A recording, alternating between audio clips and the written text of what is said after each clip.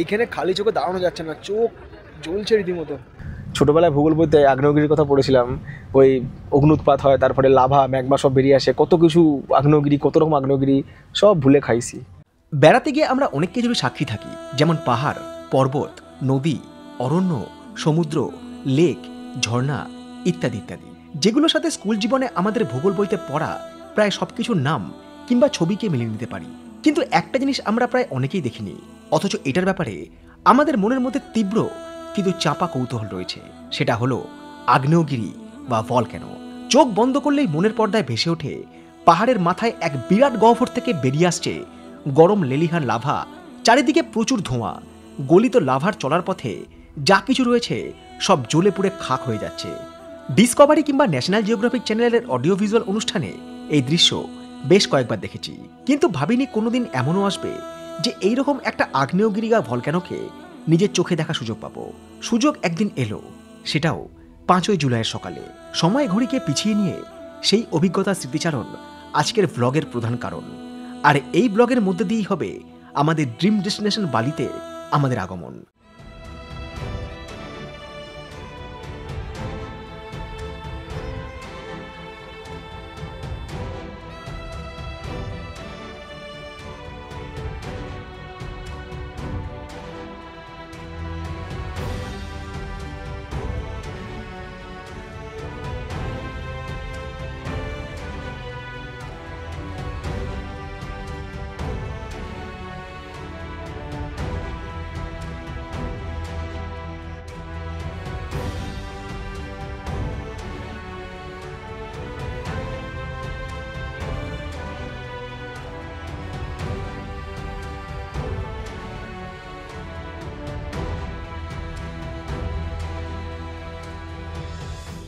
5ই জুলাই 2024, সময় ঠিক সকাল 9:39।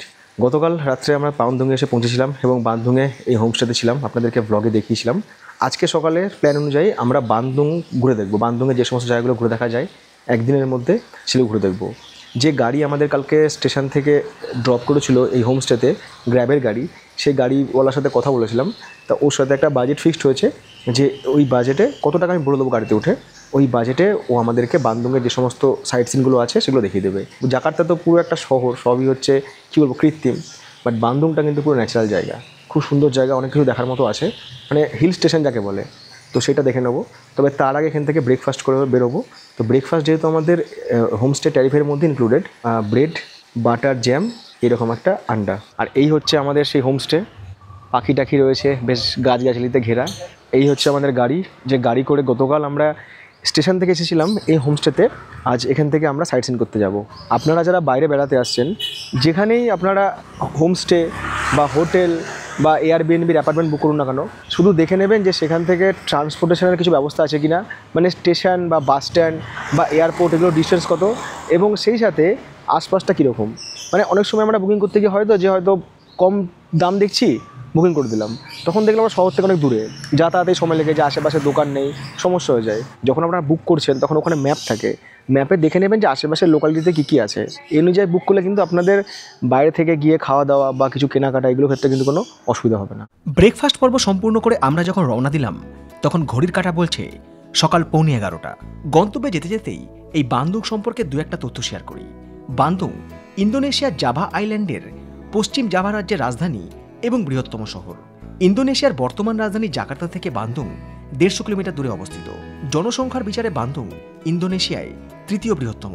আয়তনে প্রায় 1876 বর্গ কিলোমিটার বান্দুং ইন্দোনেশিয়ার দ্বিতীয় বৃহত্তম মহানগরও বটে। শহরের মোট জনসংখ্যা প্রায় 90 লক্ষ এবং জনসংখ্যার 90% মুসলিম। স্বাধীনতার আগে এই শহর ছিল ডাচ ইস্ট ইন্ডিয়া কোম্পানির অধীনে। এইসব ছাড়াও বান্দুংয়ের আরও একটা পরিচয় আছে, সেটা হলো মাউন্ট তাংকুবান পেরাহু। মাউন্ট তাংকুবান ইন্দোনেশিয়ার একমাত্র আগ্নেয় পর্বত। শহর থেকে প্রায় 30 কিলোমিটার দূরে এই তাংকুবান একটি অ্যাক্টিভ ভলক্যানো, যা বিগত 190 বছরে 16 বার বিস্ফোরিত হয়েছে। বান্ধুং শহরটা দেখার অন্যতম কারণই হচ্ছে এখানে আগ্নেয়গিরি বা ভলক্যানো রয়েছে। তো সেই অ্যাক্টিভ ভলক্যানোর নাম হচ্ছে তাংকুবান পেরাহু, যেটা বান্ধুং শহর থেকে 30 কিলোমিটার দূরে। তো আমরা প্রথমে সেখানে যাচ্ছি ওই ভলক্যানোটা দেখতে। যদি আমি টেম্পারেচারের কথাই বলি, তাহলে এখানকার কিন্তু এখন টেম্পারেচার হচ্ছে 24 ডিগ্রি। মালয়েশিয়াতে গরম লাগছিল, কিংবা এর আগে যখন জাকার্তায় ছিলাম ওখানেও গরম লাগছিল, পেনাঙেও গরম ছিল, কিন্তু এখানে এসে তাপমাত্রা কিন্তু এক ধাক্কায় অনেকটা নেমে গিয়ে 24 ডিগ্রিতে চলে এসছে। আর আশেপাশের পরিবেশ সত্যি সুন্দর, তবে আমাদের গাড়ি অন্য একটা রাস্তা দিয়ে যাচ্ছে, কারণ মেন রোডটা জ্যাম রয়েছে। সেই জন্য আমাদের যে গাড়ির চালক এনার নাম হচ্ছে ধোনি, তো ধোনিবাবু আর কি অন্য রাস্তা দিয়ে গাড়ি নিয়ে যাচ্ছেন যাতে আমরা তাড়াতাড়ি পৌঁছে যাই তাঙ্কুবান পেরাহুর কাছে। এই রাস্তায় যেতে যেতে প্রচুর মসজিদ দেখতে পাচ্ছি এবং মসজিদ থেকে মাঝে মধ্যে আজান ভেসে আসছে, কারণ ইন্দোনেশিয়ার পপুলেশনের ম্যাক্সিমামটাই কিন্তু হচ্ছে মুসলিম, বিশেষ করে এই জাভা সুমাত্রার দিকে। প্রথম দিকে যখন ইন্দোনেশিয়া দেশটা তৈরি হয়নি, মানে ইন্দোনেশিয়ার নামটা আসেনি, তখন কিন্তু এই জায়গাতে প্রচুর বৌদ্ধ আর হিন্দুরা বসবাস করতো। পরবর্তী সময় অর্থাৎ 12th সেঞ্চুরিতে এখানে মুসলিম আক্রমণ ঘটে এবং এই সুমাত্রা জাভা দ্বীপের বহু মানুষ মুসলিম ধর্মে রূপান্তরিত হয়, ধর্মান্তরিত হয় যাকে বলে, এবং 16th সেঞ্চুরি পর্যন্ত বহু মানুষ এখানে মুসলিম ধর্মে ধর্মান্তরিত হয় বা রূপান্তরিত হয়। শুধুমাত্র বালি দ্বীপের যে সমস্ত মানুষরা বসবাস করে তারা কিন্তু সংখ্যাগরিষ্ঠ হিন্দু। যাওয়ার পথে আমাদের গাড়ি একটা পেট্রোল পাম্পে দাঁড়িয়েছে। এখানে পেট্রোল পার লিটার হচ্ছে 10,000 ইন্দোনেশিয়ান রুপিয়া। ভারতীয় টাকায় ইন্দোনেশিয়াতে 1 লিটার পেট্রোলের দাম হচ্ছে 54 টাকা, দুবাইয়ের থেকেও কম। ইন্দোনেশিয়া বিশ্বের ধনী দেশগুলির মধ্যে G20 গ্রুপের অংশ। এই দেশের অর্থনীতির বৃহত্তম একক অশোধিত পেট্রোলিয়াম, প্রাকৃতিক গ্যাসের পাশাপাশি রাবার, কফি, কোকো এবং পাম অয়েলের রপ্তানি। ভৌগোলিক দিক থেকে ইন্দোনেশিয়া বিশ্বের দ্বিতীয় বৃহত্তম বায়োডাইভার্সিটি বা জীব বৈচিত্র্যের দেশ। ব্রাজিলের পরেই রয়েছে ইন্দোনেশিয়ার স্থান। সুমাত্রা, জাভা, বর্নিও এবং বালিতে বহু বন্যপ্রাণী সন্ধান মেলে। দেশের প্রায় 60% অঞ্চল জুড়েই রয়েছে বনভূমি। অস্ট্রেলিয়া থেকে ইন্দোনেশিয়া খুব কাছে হওয়ার কারণে এই দেশে প্রায় 600 প্রজাতির পাখির দেখা মেলে। ইন্দোনেশিয়ার সমুদ্র উপকূলও দৈর্ঘ্যে প্রায় 80,000 কিলোমিটার। এই ভলক্যানোটা যাওয়ার জন্য এখানে টিকিট রয়েছে, পার পার্সেন্ট হচ্ছে 200,000 বা 2 লাখ ইন্দোনেশিয়ান রুপিয়া। গাড়ির পার্কিং হচ্ছে 5,000 ইন্দোনেশিয়ান রুপিয়া, আর গাড়ির জন্য 25,000 ইন্দোনেশিয়ান রুপিয়া। নিচে আমি লিখে দিচ্ছি এগুলো ইন্ডিয়ান কারেন্সিতে কত। পুরো পরিবেশটা কিন্তু আলাদা, মানে শহর থেকে কিন্তু একটা সম্পূর্ণ অন্যরকম পরিবেশে আমরা চলে এসেছি। এই যে ভলক্যানোটা দেখতে যাব, এখানে কিন্তু ট্রেক করা দরকার নেই, এখানে কিন্তু গাড়ি একদম ভলক্যানো পর্যন্তই যাবে। ঠিক সেই কারণে কিন্তু এরা গাড়ির জন্য এক্সট্রা চার্জ কাটে। যেসব টুরিস্টরা বাসে করে আসেন তাদের হচ্ছে বাসের পার্কিং এই তাঙ্কুবান পেরাহু যাওয়ার জন্য, বাট বাস উপরে যাবে না, কিন্তু গাড়ি উপরে যাবে। দার্জিলিং বেড়াতে গিয়ে আমরা যখন ওই কুয়াশা ঘেরা রাস্তায় পড়ে যাই না, যখন আমাদের গাড়িটা ওই সীমানা ভিউ পয়েন্ট থেকে চলে যায় আস্তে আস্তে লেকচার জগতের দিকে, আশেপাশে চারিদিক থেকে মেঘগুলো ঘিরে এসে আমাদের চারিদিকটা আচ্ছন্ন করে দেয়, এই জায়গাটা সেরকম। মানে ইন্দোনেশিয়ায় এসে এরকম জায়গা জাস্ট ভাবা যায় না।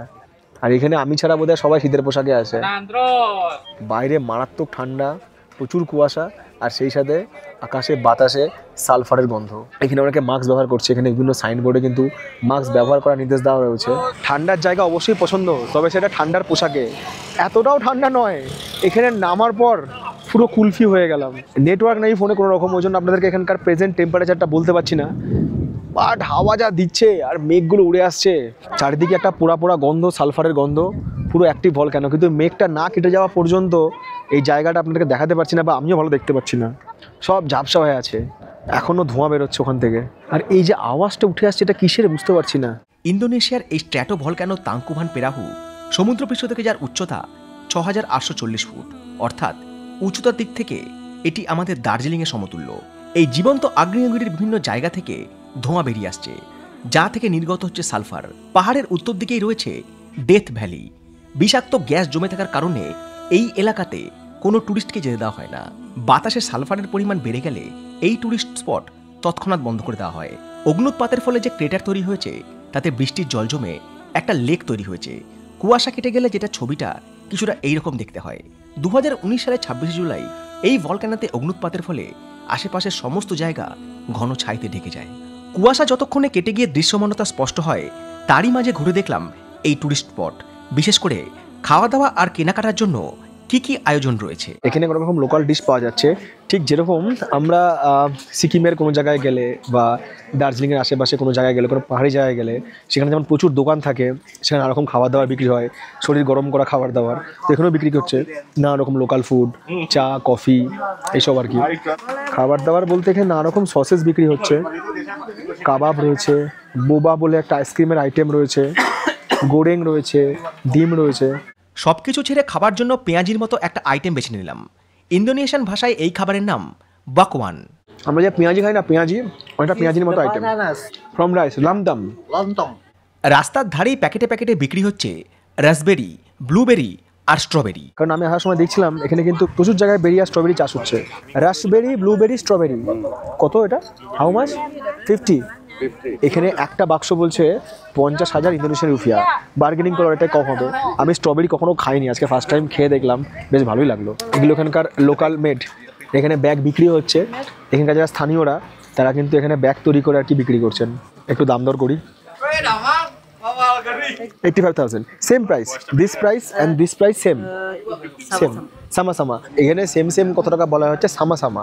তো যে ব্যাগগুলো এখানে দেখছি এগুলোর দাম বলছে হচ্ছে 85,000 ইন্দোনেশিয়ান রুপিয়া। অনেকটাই কিন্তু কম দাম, দেখুন মাত্র 425 টাকা একটা ব্যাগের দাম। 50, ওনাদের বলা দামের ওপরে শুরু করলাম আমার বার্গেনিং। 60 প্লিজ। এখানে একটু বার্গেনিং করলাম আমাদের ড্রাইভার আমি মিলে। যেটা 85,000 বলছিল সেটা 50,000 বলেছিলাম, বাট 60,000-এর অফার হয়ে গেল। ব্যাগগুলোর যা দেখলাম, যা কোয়ালিটি এখানে তৈরি হচ্ছে, হ্যান্ডমেড, এখানকার লোকাল মেড, তো সেই তুলনায় যা দাম বলছে ভাই ঠিকই আছে। বাড়ির লোক বি খুশ।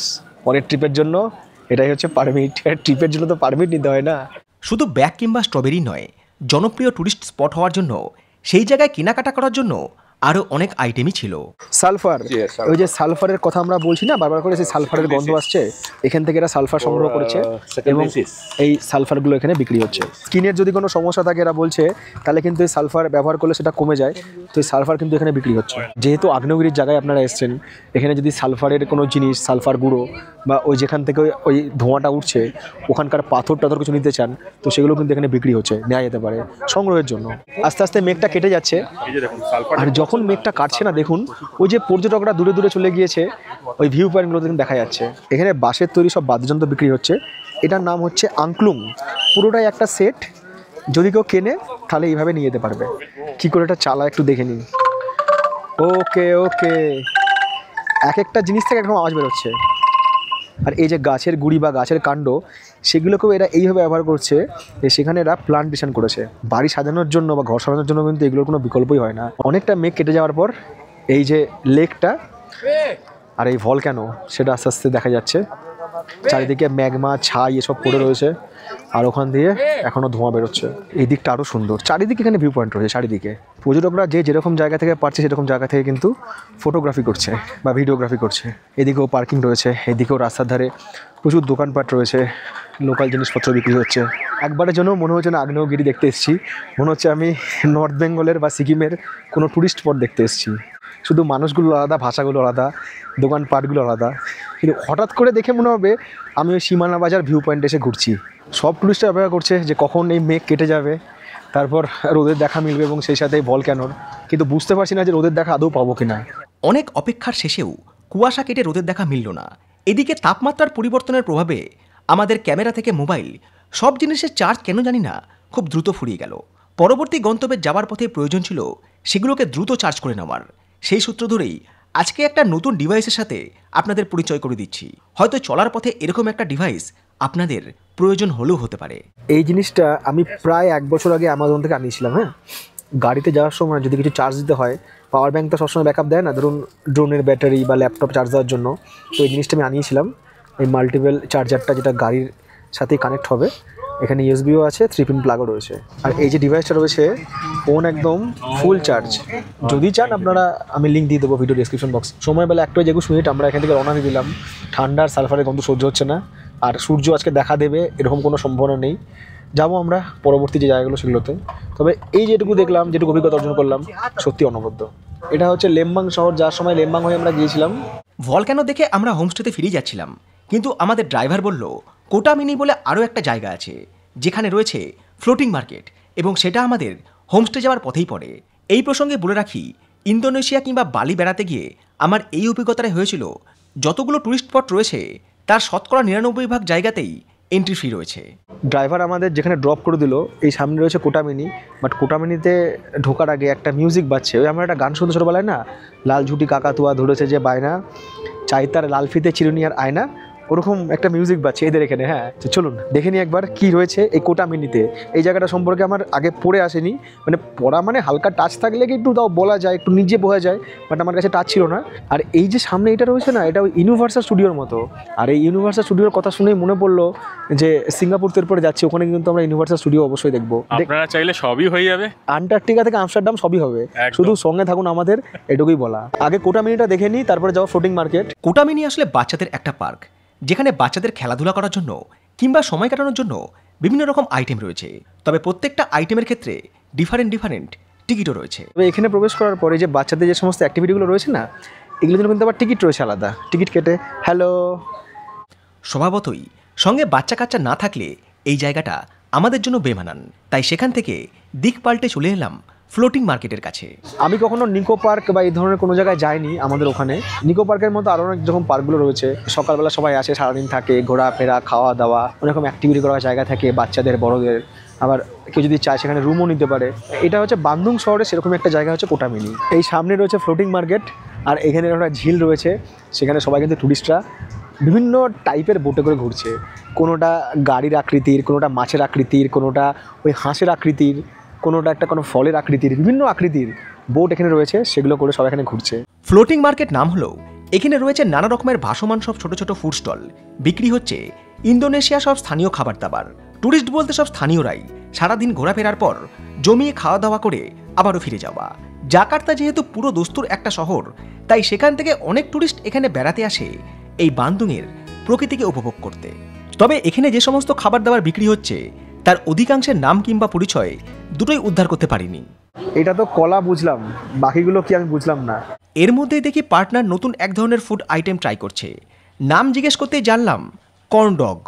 সকালবেলায় যখন বেরিয়েছিলাম একদিনের বান্দুং ভ্রমণে কী কী ঘুরে দেখব সেটা আমাদের উইশ লিস্টে ছিল, কিন্তু যে জিনিসটা জানা ছিল না, হয় বৃষ্টি না হলে জ্যাম। আসলে রাশিয়া বা দুবাইয়ের মতো এখানকার রাস্তাঘাট নয়, একটু আলাদা। প্রচুর জনসংখ্যা, প্রচুর ট্রাফিক, প্রচুর গাড়ি, প্রচুর জ্যাম। সময় লাগছে, যাওয়ার সময় তো ঘুরে ঘুরে গিয়েছিলাম বলে তাও ওই ভলকানোটা দেখতে পেলাম। মানে আমি যদি মনে করি যে সকাল 7টার সময় বেরিয়ে আমি বিকাল 5টার মধ্যে সব জায়গা কভার করে নেবো, এই চিন্তা করাটা এখানে ভুল, কারণ প্রচুর টাইম লাগে, প্রচুর জ্যাম। বালিতেও মনে হয় এরকমই জ্যাম আছে, কারণ ওখানেও প্রচুর টুরিস্ট যায়, ওখানেও প্রচুর ভিড় আছে। আরও একটা বিষয় রয়েছে, বিকেল 5টা বাজতে না বাজতেই বেশিরভাগ টুরিস্ট স্পট বন্ধ করে দেওয়া হয়। এখানে একটা কেভ রয়েছে, ওয়াটারফলস রয়েছে, দেখার জন্য অনেক কিছুই রয়েছে। এখন টাইম হয়ে গেছে বিকাল 5টা।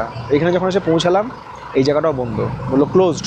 এত ট্রাফিক জ্যাম, তারপরে গাড়ি যখন এসে পৌঁছাচ্ছে সেই জায়গা বন্ধ হয়ে যাচ্ছে, দেরি হয়ে যাচ্ছে, তারপরে বৃষ্টি।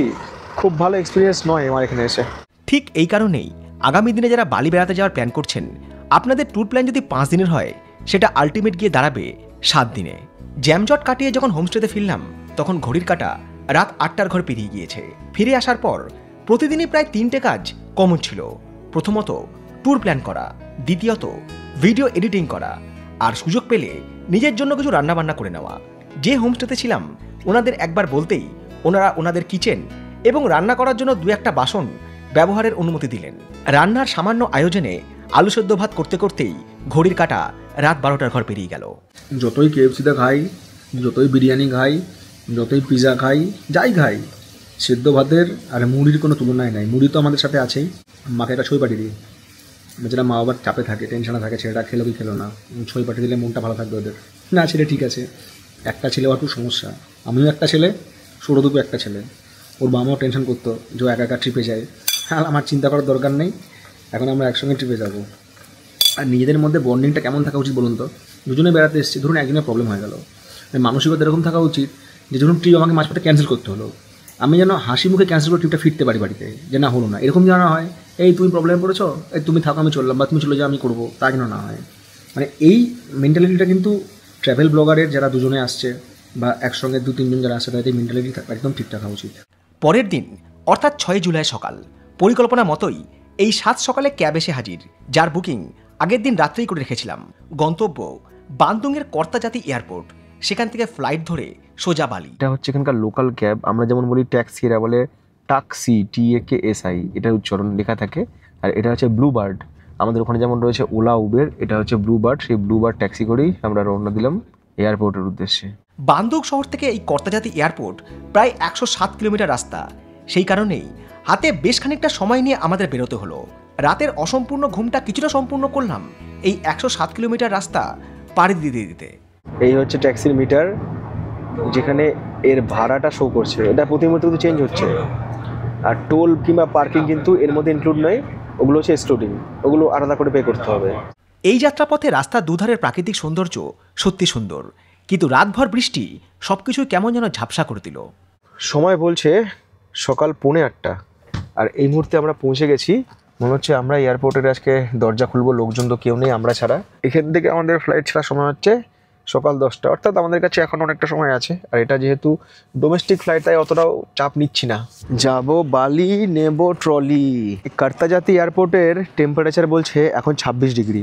যখন আসছিলাম রাস্তায় বৃষ্টি হচ্ছিল, মাঝে এখন একটু বৃষ্টি ছেড়েছে, তবে আবারও মনে হচ্ছে বেলা বাড়লে বৃষ্টি বাড়বে। আর এই এয়ারপোর্টটা কিন্তু বান্দুং শহর থেকে প্রায় 107 কিলোমিটার দূরে। আশেপাশে কোনো বাড়ি ঘর, ইন্ডাস্ট্রি, বড় বড় বিল্ডিং কিচ্ছু নেই। পুরো মনে হচ্ছে একটা ফাঁকা জায়গার মধ্যে এই এয়ারপোর্টটাকে তৈরি করে দিয়েছে। একটা জিনিস খেয়াল করলে, যখন আমরা মালয়েশিয়া গেছিলাম বা অন্যান্য এয়ারপোর্টে যখন যাচ্ছি, কোথাও কিন্তু এয়ারপোর্টে ঢোকার সময় কোনো কিয়ক্স মেশিনও নেই যেখানে টিকিট স্ক্যান করতে হচ্ছে। কোনো জায়গায় কিন্তু এয়ারপোর্টে তোমার ওই সিকিউরিটিও নাই ঢোকার সময় যে এরকম টিকিট চেক করবে, এই চেক করবে, সব কিন্তু কিচ্ছু নাই, সব কিন্তু পরে। এই জায়গাতে আমাদেরকে একটা হচ্ছে ব্যাগের ট্যাগ আর একটা হচ্ছে বোর্ডিং পাস, এই জিনিস নিতে হবে। এখানে 3টে এয়ারলাইনের ফ্লাইট চলে, সিটিলিংক, এয়ার এশিয়া আর হচ্ছে সুপার এয়ার জেট। এখানে যে এয়ারলাইনের ফ্লাইটে আমরা যাবো সেটা হচ্ছে super air jet. Last name, তারপর হচ্ছে আমার বুকিং কোড। বুকিং কোড আমার টিকিটেই থাকবে, এটাই আমার পিএনআর, এটা হচ্ছে booking code. 1 cabin bag only, maximum 7 kg. Pal Kaushik, flight number, কোথার থেকে কোথায় যাচ্ছি, date 6 July 2024। Print boarding pass, boarding pass print হয়ে চলে এসছে। এই কর্তাজাতি এয়ারপোর্ট থেকে ছাড়বে হচ্ছে ঠিক সকাল 10টায়, আর বালি গিয়ে পৌঁছাবে হচ্ছে বেলা 12:40। 2 ঘন্টা 40 মিনিটের আমাদের ফ্লাইট। এই ফ্লাইটে কেবিন ব্যাগেজ 7 কেজি পর্যন্ত অ্যালাউ, এবং চেক ইন ব্যাগেজ হচ্ছে 20 কেজি পর্যন্ত অ্যালাউ। আর এখান থেকে আমার বালি পর্যন্ত ফ্লাইটের ভাড়া পড়েছে 6,938 টাকা। বোর্ডিং পাস তো নিয়ে নিলাম, এবার যেটা প্রয়োজন সেটা হচ্ছে আমাদের চেক ইন ব্যাগেজকে ড্রপ করা। কিন্তু সমস্যাটা হচ্ছে যে এখানকার চেক ইন কাউন্টার এখন অবধি ওপেন হয়নি। সেই সকাল 10টায় ফ্লাইট, আমরাই আগে আগে চলে এসেছি। সময় সকাল 8:41। আমাদের সিকিউরিটি চেকিং ডান। সিকিউরিটিতে এলাম, বললো যে বোর্ডিং পাস আর পাসপোর্ট দেখান। স্ক্যান করলাম, গেট খুলে গেল। সিকিউরিটিতে ব্যাগ দিলাম, জিজ্ঞেস করলাম ল্যাপটপ বের করে, বলে হ্যাঁ ল্যাপটপটা বের করে দিন। ল্যাপটপ আর কয়েকটা ইলেকট্রনিক্স গেজেট বাইরে রেখেছিলাম, বাকি সব ইলেকট্রনিক্স জিনিস ব্যাগের ভেতরেই ছিল, সব বার করতে হয়নি। আমি এখানে বসে আছি, তাই একজন স্টাফ এসে বলছে ল্যাপটপ, ইওর ল্যাপটপ। বলছি আমার ল্যাপটপ তো সঙ্গে আছে, কাজ করছি। বলছি ইওর ফ্রেন্ডস ল্যাপটপ। এবার সৌরদেব কী করেছে, ওইখানে যখন সিকিউরিটি করছিল ওর ল্যাপটপটা ভুলে চলে এসছে ওখানে। হ্যাঁ, ল্যাপটপ রেখে চলে এসেছি। আর ওরা কী করে বুঝতে পেরেছে এই ল্যাপটপটা এই ক্যালকাটা টেক্সটাইল, যে বাংলা ল্যাঙ্গুয়েজ আছে, ওরা বুঝেছে যে এ বাইরের কোনো লোকের, ওদের কাছে রেকর্ড থাকে। সিকিউরিটি এখানে কাছেই আছে, একদম ঢিল ছোড়া দূরত্বে। তখনকার সিকিউরিটি স্টাফ এসে বলছে যে ইওর ফ্রেন্ডস। আমি বলছি দাঁড়ান, ও নেই, ও তখন লাউঞ্জে গিয়েছে। তাহলে আমি গিয়ে দেখছি, যখন গিয়ে দেখছি যে বাংলা লেখা, হ্যাঁ তাহলে আমাদের ল্যাপটপ। তো ওরা যাই হোক ওরা ফিরিয়ে দিল। এটা ভুলে চলে গেলে আবার আমাদেরকে ওখান থেকে না আসতে হতো, ফ্লাইট নিয়ে ঘুরে। শুরু আমাদের বোর্ডিং, সেই সাথে ঝলমলে একটা দিন, খুব সুন্দর রোদ উঠেছে। এরকমই থাকুক, আর আমাদের বালি ঘোরাটা খুব ভালো হোক। সোশ্যাল মিডিয়ার প্রচারে হোক কিংবা প্রাকৃতিক সৌন্দর্যের বিচারে, বালি এখন ওয়ার্ল্ডের টপ ট্যুরিস্ট ডেস্টিনেশনগুলোর মধ্যে একটা। সেই কারণেই এই পিক সিজনে ফ্লাইটের ভিড় যেন উপচে পড়ছে। সেই ভিড় ভাই, সেই ভিড়। আমি বলছি বালি যাওয়ার ফ্লাইট নাকি লক্ষ্মীকান্তপুর লোকাল। 24 ঘন্টা আগে ওয়েব চেক ইন কিংবা সিট সিলেকশন, এবারে জার্নিতে দুটোই করতে ভুলে গেছিলাম। সেই কারণেই মন মতো যে সিট পাবো না, সেটাই স্বাভাবিক। কপাল খারাপ। আর সিট পড়বি তো পর, সেই যে ইমার্জেন্সি এক্সিট, ইমার্জেন্সির ওখানে। আর ইমার্জেন্সি এক্সিটের কাছে যখন সিট পড়ে তখন সঙ্গে কোনো ব্যাগ রাখতে দেয় না। মানে আমার যে পিঠের ব্যাগটা আমি সবসময় সামনে রাখি, ওখানে খাবার দাবার থাকে, উপরে তুলে দিতে হলো। 3,000 above sea level or 1,000 meters. We got run speed around. Super air jet ইন্দোনেশিয়ার নিজস্ব এয়ারলাইন। 2021 সাল থেকে পরিষেবা দেওয়া এই সুপার এয়ারজেট সব থেকে সস্তার বিমান সংস্থাও বটে। এরা মূলত অপারেট করে ইন্দোনেশিয়ার বিভিন্ন ডোমেস্টিক রুটে। আমাদের এয়ারবাস নম্বর ছিল A320, যাতে যাত্রী বহন ক্ষমতা 180। জানলার ধারে সিট পাইনি, সেখানে বসা এক সহযাত্রীকে বলেছিলাম আমার ক্যামেরা দিয়ে এই টেক অফের দৃশ্যটা ক্যামেরাবন্দি করতে। জানলার ধারে যে প্যাসেঞ্জার বসছিল তাকে বললাম একটু শ্যুট করে দিন। বুঝতেই পারছি না আমার হাতের নয় এটা। আমার না বলতে খারাপ লাগে কোনো কিছু, হয়তো বলবো যে একটু সিটটা এক্সচেঞ্জ করো, কেমনই লাগে। তবে জীবনে চলার পথে বুঝেছি একটু আধটু নির্লজ্জ হওয়া দরকার। সবসময় আত্মসম্মানের ভয়, কি বলবে কি করবে, এর থেকে একটু বেরিয়ে আসা দরকার। তবে আমাদের ফ্লাইট যখন বালি এয়ারপোর্টে ল্যান্ড করছে তখন মাঝে বসা ভদ্রলোকের সঙ্গে সিটটা একটু এক্সচেঞ্জ করতে বাধ্য হলাম। যদিও এই উইংসের কারণে বাইরের দৃশ্য সেইভাবে ক্যামেরাবন্দি করার কোনো সুযোগই পেলাম না। এই ফ্লাইটে কিছুই ছিল না, না তো ছিল জল, না চা, না কফি, না কোনো খাবার দাবারের কোনো কিছু। এই যে জার্নিটা করলাম বেলা 10টা থেকে 12:30 পর্যন্ত কোনো কিছু নেই। ঘুমিয়েছিলাম, সানডে সাসপেন্স ছিলাম। তারপর ঘোষণা হলো যে ফ্লাইট ল্যান্ড করছে। একটু বাইরে থেকে দেখালাম, দেখলাম ইন্দোনেশিয়া সাগরের উপর দিয়ে আমাদের ফ্লাইট ল্যান্ড করছে ডেনপাসার এয়ারপোর্টে। বালি হল্ট দেখেছি, বালি ঘাটও দেখেছি। চলো এবার বালি জায়গাটাও দেখে নিই, মানে বালি আইল্যান্ডটাও দেখে নিই। এটা হচ্ছে ডোমেস্টিক অ্যারাইভেল। বালি আইল্যান্ডের এই এয়ারপোর্টের নাম নাগুরাহরাই আন্তর্জাতিক বিমানবন্দর, যা আমাদের অনেকের কাছেই দেনপাসার এয়ারপোর্ট নামে পরিচিত। এখানে দুটো টার্মিনাল রয়েছে, ডোমেস্টিক এবং ইন্টারন্যাশনাল।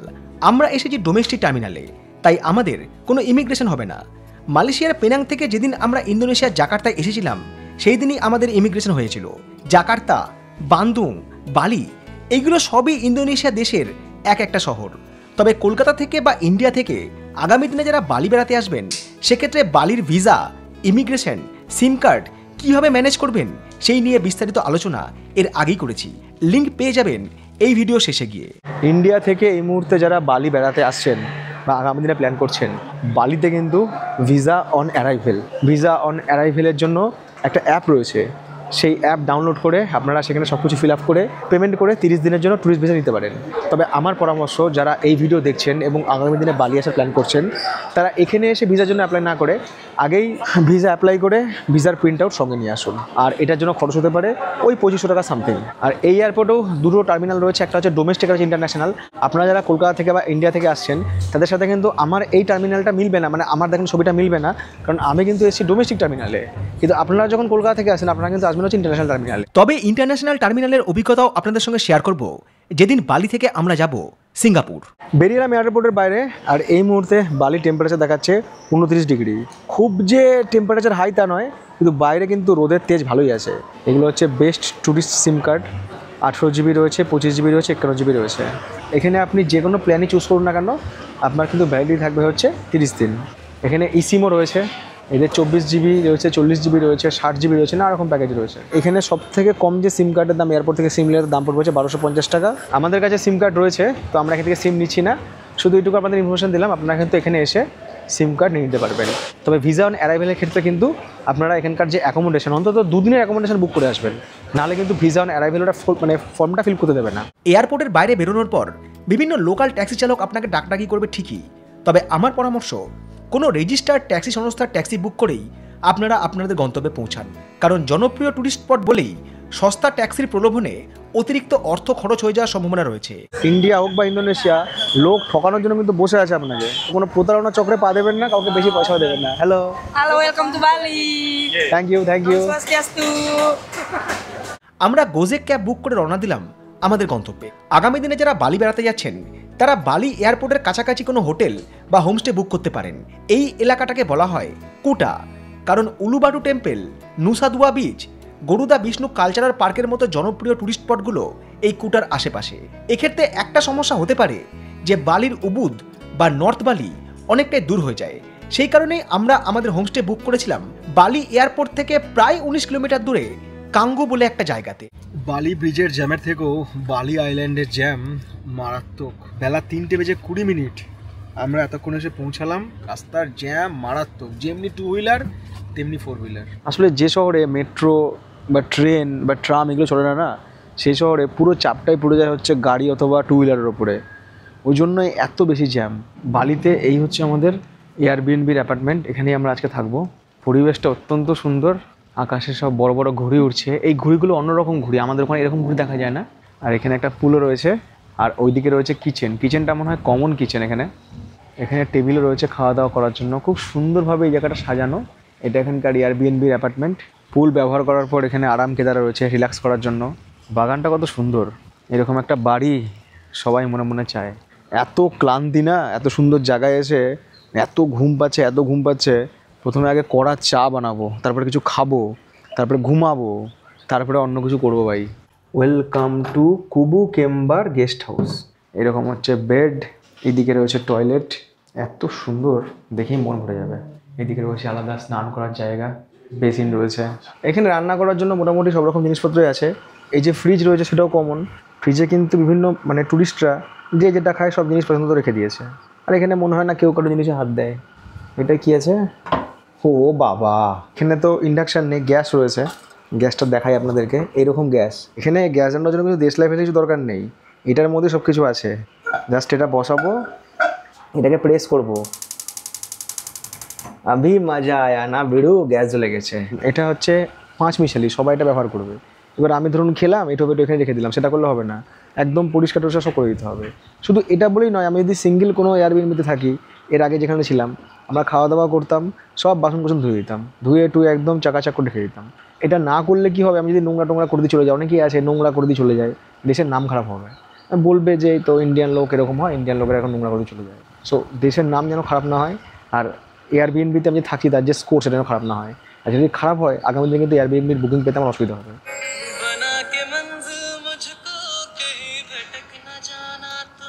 চা পানের বিরতির পর ক্লান্ত শরীরটাকে একটু বিছানায় এলিয়ে দিতেই চোখে রাজ্যের ঘুম নেমে এলো। সাইট সিং যাওয়ার পরিকল্পনা তখন স্বপ্নের দেশে বিচরণ করছে। ঘুম যখন ভাঙলো তখন রাত অনেকটাই হয়েছে, সেই সঙ্গে একটু যেন খিদেও পাচ্ছে। অগত্যা খাদ্যের সন্ধানে বাইরে বেরিয়ে দেখি এদিকে রাত 10টার পরে অধিকাংশ খাবারের দোকানই বন্ধ হয়ে গিয়েছে। আমরা সন্ধ্যাবেলা বেরোলে হয়তো এখানকার মানে অন্যরকম কিছু দেখতে পেতাম। আমরা তো রাত্রে বেরিয়েছি 11টার সময়, যখন লোকে আর কি ঘরে ফিরছে। যারা একটু ওই পার্টি ভাইবস চায়, ডিস্কো ফিস্কো, একটু পুলে ফুলে স্নান করবে রমণীদের সাথে, এরকম একটা জলকেলি করবে, এটার জন্য কোন জায়গাটা বেস্ট হবে? সাউথ বালি। সাউথ বালি মানে হচ্ছে উলুবাটুর এরিয়াটা, নুসা দুয়া, তারপর হচ্ছে কুটা, মানে ওই এয়ারপোর্টের আশেপাশে। এয়ারপোর্টের আশেপাশে। রাস্তায় পা রেখেই যেটা বুঝলাম, রাতের এই নিস্তব্ধতা খান খান করে দিচ্ছে দ্রুতগামী বাইক আরোহীদের বাইকের শব্দ।